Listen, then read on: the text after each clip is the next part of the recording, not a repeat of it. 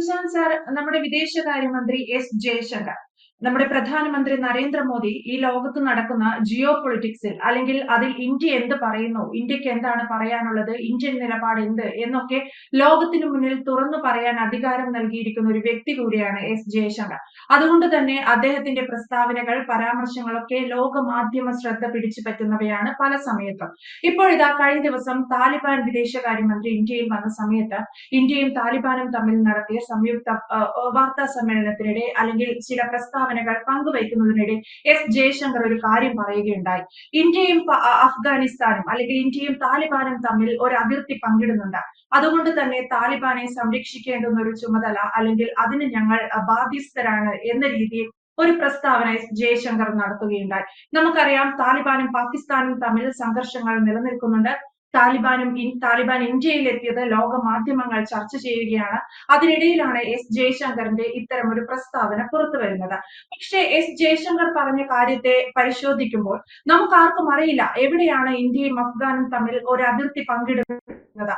അത് അറിഞ്ഞു വെച്ചുകൊണ്ട് തന്നെ നമ്മൾ നോക്കുമ്പോൾ കാണുന്നത് എസ് ജയശങ്കർ പറയുന്ന കാര്യത്തെ തലകുലുക്കി സമ്മതിക്കുന്ന പോലെ മിണ്ടാതെ ഇരിക്കുന്ന മുത്തഖിയാണ്. താലിബാനും അത് നിഷേധിക്കുന്നില്ല. അപ്പോൾ എവിടെയാണ് പ്രശാന്ത് സാർ ഇന്ത്യയും അഫ്ഗാനും തമ്മിൽ ഒരു അതിർത്തി പങ്കിടുന്നത്? താലിബാൻ എന്തിനാണ് എസ് ജയശങ്കർ പറഞ്ഞ ആ ഒരു പ്രസ്താവനയ്ക്ക് മൗനാനുവാദം നൽകിയത്? അതൊരു വളരെ ഗൗരവമുള്ള ഒരു പ്രസ്താവനയാണ്. ആ പ്രസ്താവനയോടുകൂടി പാകിസ്ഥാൻ പാനിക്കിലായിട്ടുണ്ട്. കാരണം ഇന്ത്യ എന്ന് പറയുന്ന മഹാരാജ്യം POK ഉൾപ്പെടെയുള്ള പ്രദേശത്ത് ഉൾക്കൊള്ളതാണെന്നാണ് ജയശങ്കറിന്റെ ഈ വർത്തമാനത്തിൽ നിന്നും ലോകം മനസ്സിലാക്കുന്നത്, അല്ലെങ്കിൽ പാകിസ്ഥാൻ മനസ്സിലാക്കുന്നത്. അത് ഇന്ത്യയും അഫ്ഗാനിസ്ഥാനും ഇപ്പോഴത്തെ ഒരു POK എന്ന് പറയുന്ന തർക്കപ്രദേശം ഒഴിവാക്കിയാൽ ഡയറക്റ്റ് അതിർത്തി പങ്കിടുന്നില്ല. പക്ഷേ POK ഇന്ത്യയുടെ ഭാഗമായി ചേർത്ത് പിടിച്ചുകൊണ്ടുള്ള ഒരു ഇന്ത്യയെ നോക്കുമ്പോൾ ഏതാണ്ട് 108 കിലോമീറ്റർ അഫ്ഗാനുമായി അതിർത്തി പങ്കിടുന്നുണ്ട്. അതായത് ഗിൽഗിത് ബെർട്ടിസ്ത പ്രദേശങ്ങൾ ഒക്കെ ഈ അതിർത്തിക്കകത്ത് വരുന്നതാണ്. അവിടെ തന്നെയാണ് വഹാൻ ഇടനാഴി. ഈ പ്രദേശം കാബൂളുമായി നേരിട്ട് ബന്ധപ്പെടുന്നതുമാണ്. അപ്പൊ ഇത് കൃത്യമായിട്ട് അർത്ഥം വെച്ച് അല്ലെങ്കിൽ വളരെ കാൽക്കുലേറ്റ് ചെയ്ത് പറഞ്ഞിരിക്കുന്നു എന്ന് വേണം കരുതാൻ. ഈ ജയശങ്കർ എന്ന് പറയുന്ന ആൾ കുറിക്കുകൊള്ളുന്ന രീതിയിൽ സംസാരിക്കുകയും കൃത്യമായിട്ട് ഏത് രാജ്യത്തിന്റെ, ഈവൻ അമേരിക്കയുടെ പോലും നമ്മൾ കണ്ടിട്ടുണ്ട് പല ചർച്ചകളിലും യാതൊരു ആശങ്കയ്ക്കും ഇടയില്ലാതെ ഈ പറയുന്ന വ്യാപാര ചർച്ച ഉൾപ്പെടെയുള്ളതിനകത്ത് അദ്ദേഹത്തിന്റെ മറുപടികൾ നമ്മൾ മാധ്യമങ്ങളോടും അല്ലെങ്കിൽ ഈ പറയുന്ന ചർച്ചയിൽ ഉടനീളവും ഒക്കെ നമ്മൾ കണ്ടതാണ്. അതായത് എന്താണ് നമ്മൾ ഉദ്ദേശിക്കുന്നത് എന്നുള്ളത് വളരെ കൃത്യമായിട്ട് യാതൊരു സങ്കോചവും ഇല്ലാതെ പൂർണ്ണ അർത്ഥത്തിൽ മനസ്സിലാവുന്ന രീതിയിൽ സംസാരിക്കാറുണ്ട്. അത്തരത്തിലൊരു വളരെ വളരെ ശക്തനായിട്ടുള്ള വിദേശകാര്യ മന്ത്രിയാണ് ഇദ്ദേഹം.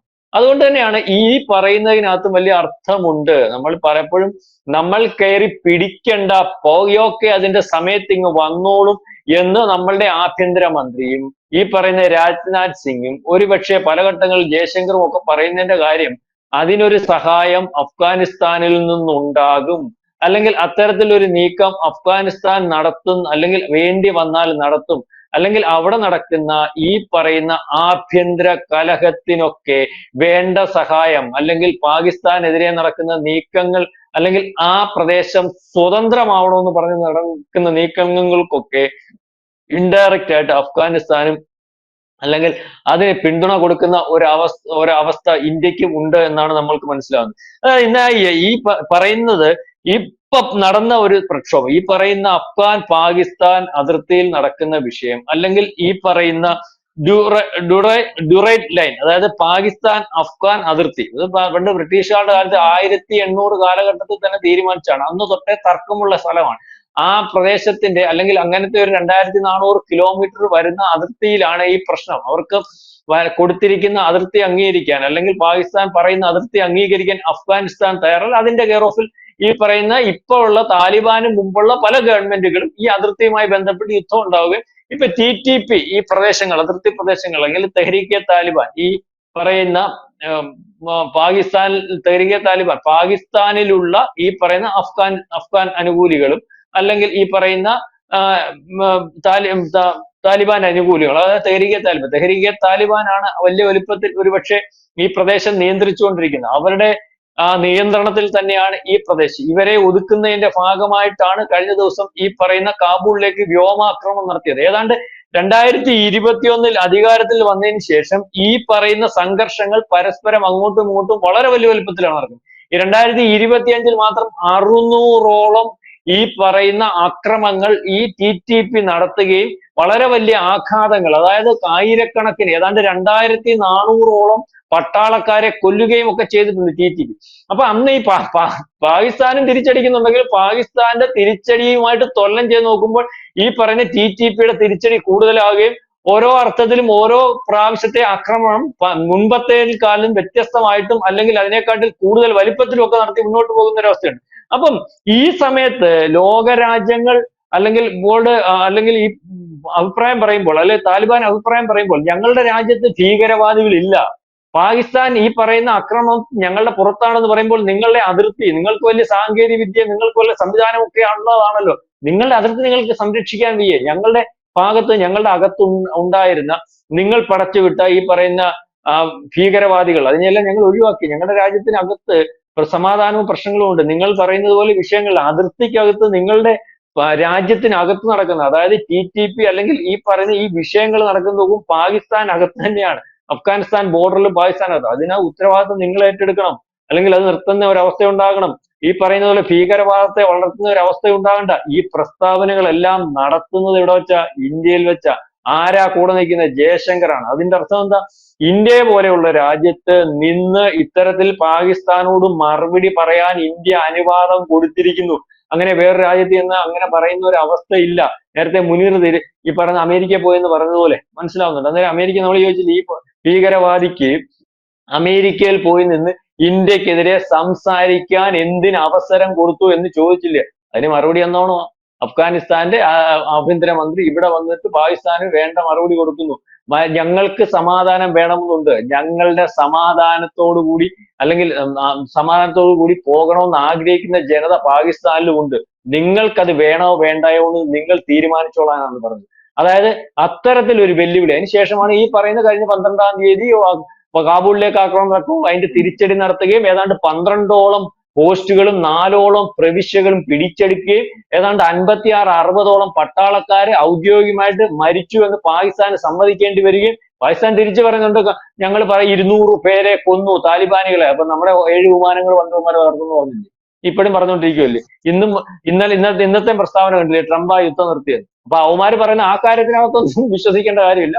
മറ്റവർ 56 എണ്ണത്തിനെ കൊന്നെന്ന് പറഞ്ഞിട്ടുണ്ടെങ്കിൽ, പാകിസ്ഥാൻ പറഞ്ഞിട്ടുണ്ടെങ്കിൽ അതിനകത്തൊരു 156 എണ്ണമെന്ന് വിചാരിച്ചാൽ മതി. പാകിസ്ഥാന്റെ കണക്കാണ് ഈ പറഞ്ഞത് 56, 156. അപ്പം ഞാൻ ഈ പറഞ്ഞു വന്നത്, ജയശങ്കർ പല കാര്യത്തിനകത്തും ഈ പറയുന്ന ലോകത്തോട് പറയുന്ന പ്രസ്താവനകൾ അക്ഷരാർത്ഥത്തിൽ അത് ശരിയായി വരുന്നതും അല്ലെങ്കിൽ ലോകത്തെ ഞെട്ടിക്കുന്നതും ലോകം ഗൗരവത്തോടു കൂടി കാണുന്നതുമായിട്ടുള്ള ഒരു അവസ്ഥയിൽ ഇത്തരത്തിലൊരു പ്രസ്താവന, അതായത് നമ്മളുടെ രാജ്യത്ത് നിന്ന് രണ്ട് രാജ്യത്തിന്റെ അല്ലെങ്കിൽ ഈ പറയുന്ന താലിബാന്റെയും അഫ്ഗാനിസ്ഥാന്റെയും ഇന്ത്യയുടെയും ആഭ്യന്തര വിദേശകാര്യ മന്ത്രിമാർ ഒരുമിച്ച് അല്ലെങ്കിൽ ഒരു പത്രസമ്മേളനം നടത്തുമ്പോൾ POK അഫ്ഗാനിസ്ഥാനുമായിട്ട്, അത് യുദ്ധസമയത്ത് അഫ്ഗാനിസ്ഥാനുമായിട്ട് ഞങ്ങൾക്ക് അതിർത്തി ഉണ്ട്, ഞങ്ങളുടെ അതിർത്തി രാജ്യമാണ്, ഞങ്ങൾക്ക് അവരെ സംരക്ഷിക്കേണ്ടതുണ്ട്, ഞങ്ങൾ സുഹൃത്തുക്കളാണ് എന്ന് പറയുമ്പോൾ അഫ്ഗാനിസ്ഥാനിൽ നിന്നുള്ള ആഭ്യന്തര മന്ത്രി മുത്തഖി വളരെ കൃത്യമായിട്ട് മിണ്ടാതെ നിൽക്കുകയും ഈ പ്രസ്താവന വളരെ ഗൗരവത്തിൽ പാകിസ്ഥാൻ കാണുകയും പാകിസ്ഥാൻ ഈ പ്രസ്താവന കൂടി പാനിക്കാവുകയും അതിന്റെ അർത്ഥം ലോക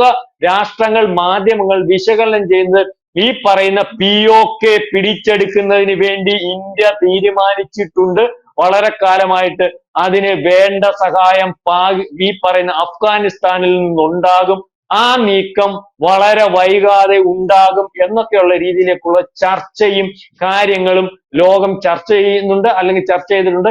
ഇത്തരത്തിൽ ഈ കാര്യം ഇന്ത്യ ചെയ്യാൻ തീരുമാനിച്ചിട്ടുള്ളത് അല്ലെങ്കിൽ പറഞ്ഞിട്ടുള്ളത് വളരെ വലിയ വലിപ്പത്തിൽ ലോകം ചർച്ച ചെയ്യാൻ വേണ്ടി മാത്രമാണ് ഇത്തരത്തിലൊരു പ്രസ്താവന ആ അവസരത്തിൽ ജയശങ്കർ ഇറക്കിയത്. അല്ലാതെ അനാവശ്യ പ്രസ്താവനയോ അനവസരത്തിലുള്ള പ്രസ്താവനയോ ആയിട്ട് നമുക്ക് കണക്കാക്കാൻ പറ്റത്തില്ല. അതൊരു വലിയ അർത്ഥവത്തായിട്ട് കാര്യമാണ്. ഇന്ത്യ തീരുമാനിച്ചിരിക്കുന്നു, അല്ലെങ്കിൽ POKയിൽ നടക്കുന്ന സംഘർഷത്തിന് ശേഷം നമ്മളുടെ കൂടെ വന്നു ചേരുമെന്ന് പറയുമ്പോൾ അതിനകത്തൊരു നീക്കം, അതിനകത്ത് അഫ്ഗാനിസ്ഥാന്റെ ഒരു ഇടപെടൽ, ഇന്ത്യയും അഫ്ഗാനിസ്ഥാനും ഒരുമിച്ചൊരു നീക്കം ഒക്കെ നമുക്ക് കാണേണ്ടി വരും. അതായത് ലോകത്തിന്റെ മുമ്പിൽ അഫ്ഗാനെ ചേർത്ത് പിടിക്കുന്നു, ഈ പാകിസ്ഥാനെ അല്ലെങ്കിൽ ഉന്മൂലനം ചെയ്യുന്നതിന് വേണ്ടി നിൽക്കുന്നു, അല്ലെങ്കിൽ ഒരുപക്ഷെ ഈ പറയുന്ന യുദ്ധത്തിന് വലിയ അർത്ഥം ഉണ്ടാകുന്നു, തിരിച്ചടി കൊടുത്തതിന് ശേഷം ഇനിയും ഞങ്ങളുടെ ഖത്തറും ഒരുപക്ഷെ സൗദി അറേബ്യയും പറഞ്ഞുകൊണ്ട് മാത്രം നിർത്തിയിരിക്കുന്നു തിരിച്ചടി എന്ന് ഈ പറയുന്ന വിദേശകാര്യമന്ത്രി പറയുന്നു. വേണമെങ്കിൽ പാകിസ്ഥാന് തുടങ്ങാം, ഞങ്ങൾക്ക് അതിനകത്ത് യാതൊരു മടിയുമില്ല. ഈ പറയുന്ന ബ്രിട്ടീഷുകാർ ഏറ്റുമുട്ടിയിട്ട് പരാജയപ്പെട്ടതാണ്, നാറ്റോ ഏറ്റുമുട്ടിയിട്ട് പരാജയപ്പെട്ടതാണ്, പിന്നാണോ പാകിസ്ഥാൻ എന്ന രീതിയിലുള്ള വർത്തമാനം തന്നെയാണ് ഈ പറയുന്ന വിദേശകാര്യമന്ത്രി പറഞ്ഞിരിക്കുന്നത്. അപ്പൊ ഇതിനകത്ത് ഒരു അർത്ഥമുണ്ട്, ഒരു ഉദ്ദേശമുണ്ട്, ഒരു ലക്ഷ്യമുണ്ട്. അത് തന്നെയാണ് ഇപ്പം പാകിസ്ഥാനെ പാനിക്കാക്കിയിരിക്കുന്നത്, ലോകരാജ്യങ്ങൾ ചർച്ച ചെയ്തുകൊണ്ടിരിക്കുന്നത്. മറ്റൊരു കാര്യമുള്ളത്, ഏറ്റവും പ്രധാനപ്പെട്ട ഒരു കാര്യമുണ്ട്, നമ്മളത് കൂട്ടിച്ചേർത്ത് പോയേ മതിയാവത്തുള്ളൂ. കാരണം ഇപ്പം ഈ പറയുന്ന അഫ്ഗാനിസ്ഥാനുമായിട്ട് അമേരിക്ക ഒക്കെ ഉള്ള ഒരു പ്രശ്നം, അല്ലെങ്കിൽ അമേരിക്ക പറഞ്ഞ ഒരു പ്രസ്താവനയ്ക്കകത്ത് ഇവിടെ കണ്ടേക്കരുതെന്ന് പറഞ്ഞിട്ടുണ്ടായിരുന്നു. അതായത് ബഗ്രാം എന്ന് പറയുന്ന അഫ്ഗാനിസ്ഥാനിലെ പോർട്ട് അല്ലെങ്കിൽ വ്യോമത്താവളം, ഇത് അമേരിക്ക കയ്യിലിരുന്നതാണ്. അമേരിക്ക അവിടുന്ന് പോയപ്പോൾ അത് കളഞ്ഞിട്ട് പോകുന്നു. വീണ്ടും അത് ട്രംപിന് വേണമെന്നാ പറയുന്നത്. അത് കൊടുക്കാൻ പറ്റത്തില്ലെന്ന് പറയുന്നു. അതേ അർത്ഥത്തിൽ അത്തരത്തിൽ അനുവദിക്കാൻ പറ്റത്തില്ല ചൈന പറയുന്നു, റഷ്യ പറയുന്നു, ഇന്ത്യ പറയുന്നു, അതിന്റെ കൂടെ പാകിസ്ഥാൻ എന്ന് പറഞ്ഞു. പക്ഷെ പാകിസ്ഥാന്റെ പറച്ചിൽ എങ്ങനെയാണെന്നുള്ള കാര്യം നമുക്കറിയാം. അപ്പം ഈ ബഗ്രാം എന്ന് പറയുന്ന പോർട്ട് ഇന്ത്യക്ക് കൊടുക്കാൻ അവർ സന്നദ്ധമാണ്. ഇന്ത്യ നടത്തിക്കോട്ടെ. അതായത് അമേരിക്കയ്ക്ക് കൊടുക്കാത്ത സാധനം, ഒരുപക്ഷെ ചൈനയ്ക്ക് കൊടുക്കാത്ത സാധനം ഇന്ത്യക്ക് കൊടുക്കാൻ അഫ്ഗാനിസ്ഥാൻ തയ്യാറാകുന്നത് വലിയൊരു വാർത്തയാണ്, വലിയൊരു കാര്യമാണ്. അത് നമ്മുടെ കിട്ടിയാൽ സൗത്ത് ഏഷ്യയിലിട്ടുള്ള നമ്മുടെ ആക്സസ് വളരെ കൂടും. അതായത് ഇന്ത്യക്ക് അഫ്ഗാനും തമ്മിലുള്ള ബന്ധം എത്ര വലിയ വലിപ്പത്തിലാണെന്നുള്ളൊരു തെളിവാണ്. പാകിസ്ഥാൻ ഈ ഒരു ബന്ധത്തെ വളരെ വലിയ വലിപ്പത്തിൽ ഭയക്കുന്നു.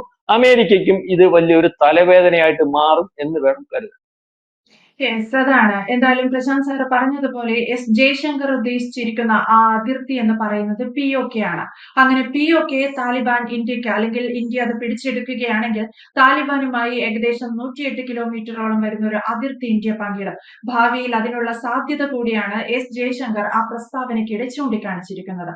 വ്യക്തമാണ്. Thank you Prashanth sir. കൂടുതൽ വാർത്തകളും വിശേഷങ്ങളും നിങ്ങളിലേക്ക് എത്താൻ ABC മലയാളം സബ്സ്ക്രൈബ് ചെയ്യുക, ബെൽ ബട്ടണും അമർത്തുക.